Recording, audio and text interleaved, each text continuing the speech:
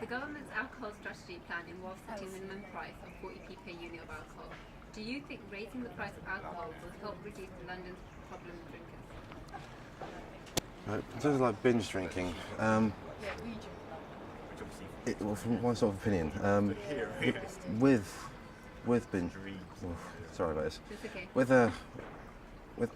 It doesn't really matter how on whether you set the prices, because either way, the public is still going to want to consume alcohol. Because let's just be honest, alcohol is very much a sort of heritage, sort of culture of Britain, and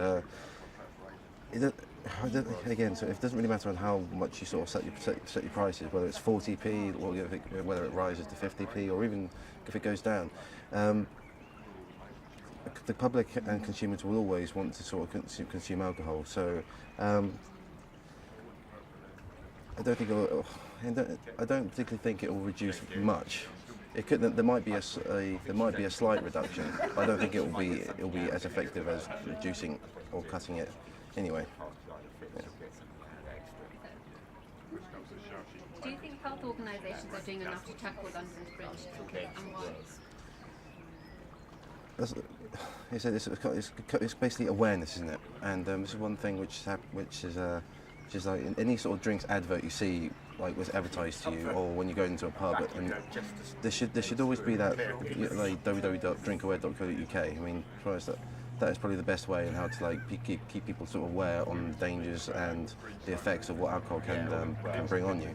I believe that the government could do a lot better, sort of better job, because obviously you see on these posters that this website, it's so small and it's right at the bottom or right at the bottom right, and it'd be a lot better if they sort of like probably made the font a bit more bolder, or made it a bit bigger for consumers to read, because it's a really big thing, because obviously these days I imagine that some underage drinkers will probably be getting hold of alcohol, and they'll just think and they'll just drink it and think that it's them trying to be grown up, trying to be cool.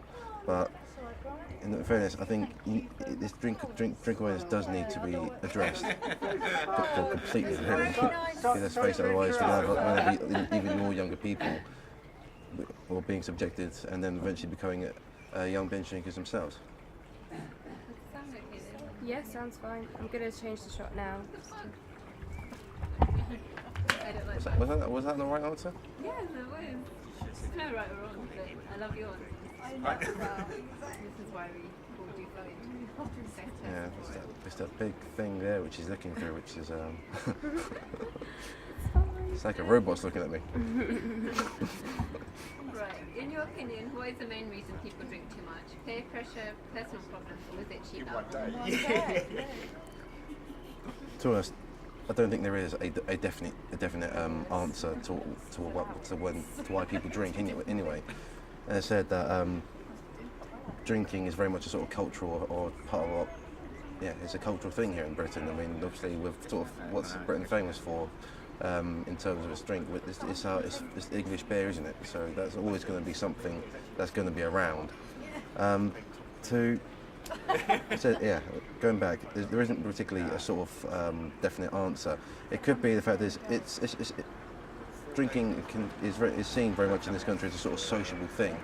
So, and maybe people will probably just drink to feel like to feel more sociable with their friends. I mean, also alcohol does have an effect on the brain that makes people sort of communicate possibly a lot more fluently than normal. It's sort of like, because it sort of like relaxes you.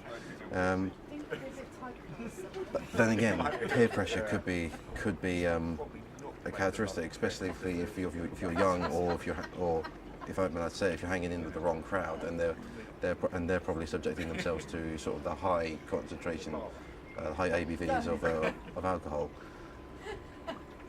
So going back, it really is that there really isn't a sort of definite answer. There's many.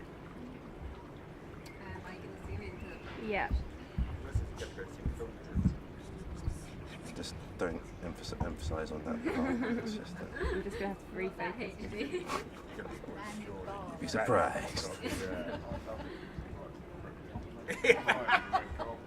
Yeah, okay.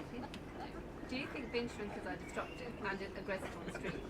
And do you have an example of an incident where you've seen or been a part of it? Do you feel binge drinkers cause fear in society?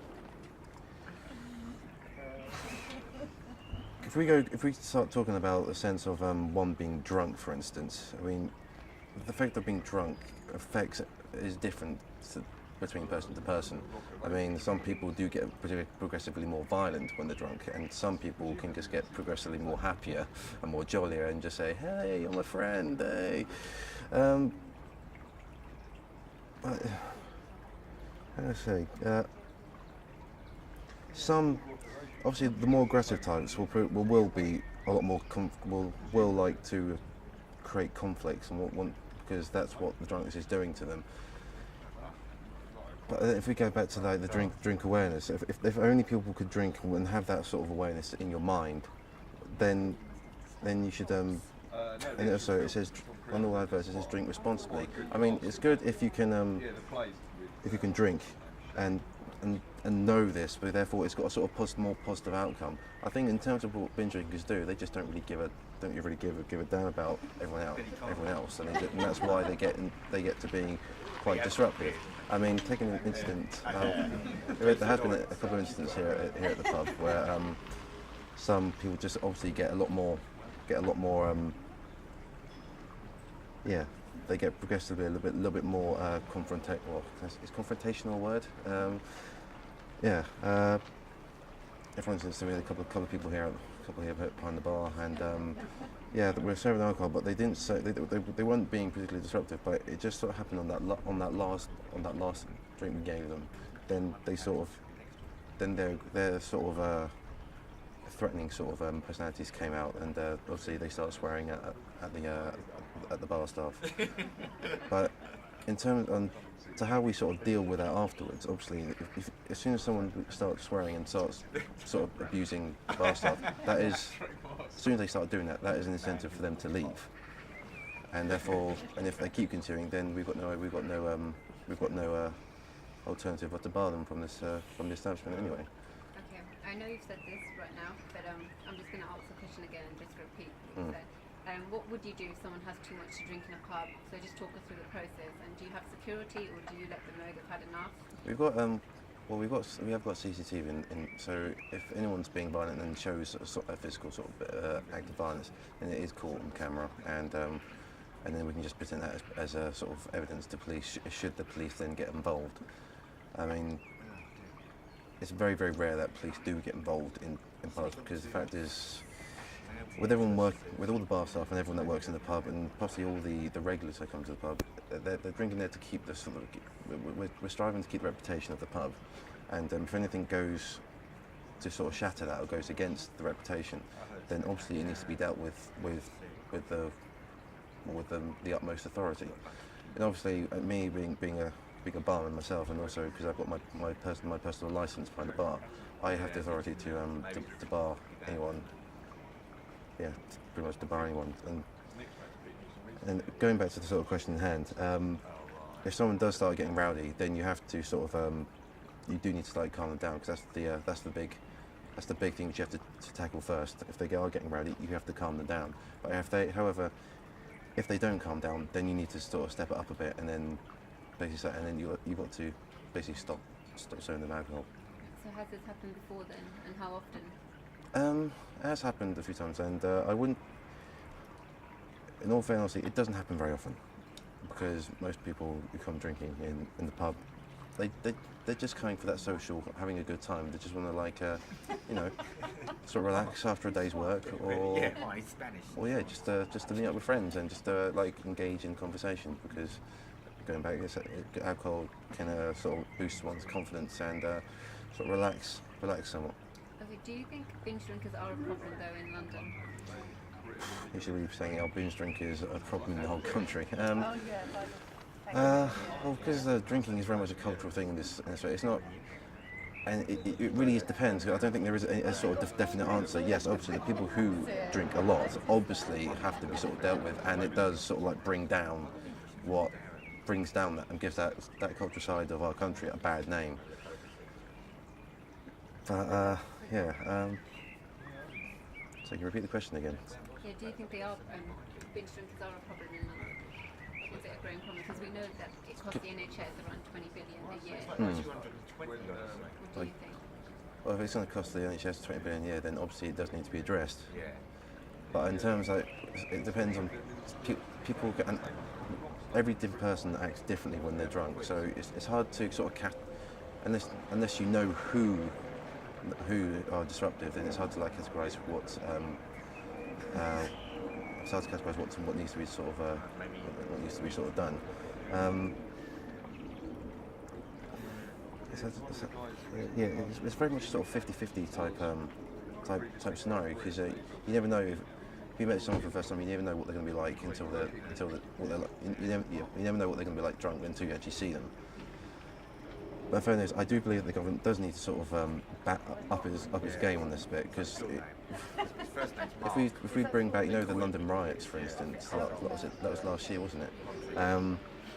Obviously, a lot of that sort of escalated from use of alcohol or maybe use of drugs. So that we definitely don't want anything like that to happen on the wide scale again. So obviously the government does need to up its game and sort of, as I said, going back, get a drink awareness out there a lot more. Probably, I know it's probably a bit far out. Try and get a lot more of these leaflets in like schools, or even more in pubs, or even in community centres. Because let's face it, it's when it's abused, alcohol is a problem. But when it's not abused, then it's literally, and people are drinking responsibly, it can be a means, a method of fun and being and a way of being good to your culture, really. Okay, what do you think about drunk tanks though? Would you ever agree with that, with the government applying drunk tanks where they put people in cells for a night until they're When I'm about to walk in, you ran across. Say that again. Okay, what do you think about the government's ideas of including drunk tanks, which have it's not a fixed idea, but it's just what they've been talking about? You want to talk about as if when someone's drunk and they get caught, they have to pay a sort of fine to. They have to pay a small fee if they get put in a cell just for the night, and they have to sober up. They can go once they're sobered up. That's why it's called drunk tank. Oh, drunk tank. Sorry, I thought you said drunk tax. I was like, jeepers, that would be. Yeah. And also, it's I think a sort of tank could be quite effective. So obviously, if